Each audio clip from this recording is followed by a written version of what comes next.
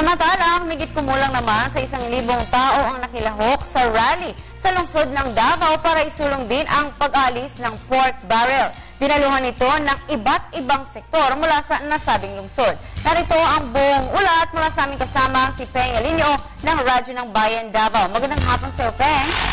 Pasado alas 8 ng umaga kanina, nang magmarcha patungong Rizal Park mula Freedom Park, ang higit kumulang sa 1,000 mga Davaoenyo na lumahok sa panawagan na i-abolish na ang Priority Development Assistance Fund o PDAF at huwag na itong ipagpatuloy. Nagrally sa Rizal Park ang mga grupo ng Academe, Davao Media, Catholic Education Association of the Philippines o CEAP, mga artists, mga taga-simbahan, progressive party lists at iba pa. Kabilang ang ilang mga individual na nais rin na iparating ang kanilang pagtutol sa pagpapatupad ng PDAP sa mga mambabatas. Ayon sa isang madre na marami na umano ang naaapi sa buong bansa, maraming nahihirapan, iilan lang ang nakikinabang sa mga resources umano ng ating bayan at hindi anya natin akalain na marami palang pera na hindi umano nakakarating o umaabot sa mga proyektong dapat ginasta.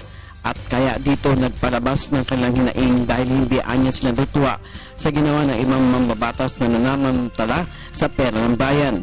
Hindi kami happy kasi maraming naaapi sa ating bansa pagkatapos maraming naghihirap at iilan lang ang nakinabang sa mga resources ng ating bayan. Pagkatapos dami palang pera, hindi napunta sa mga dapat mapuntahan. Kaya hindi talaga nakakatuwa.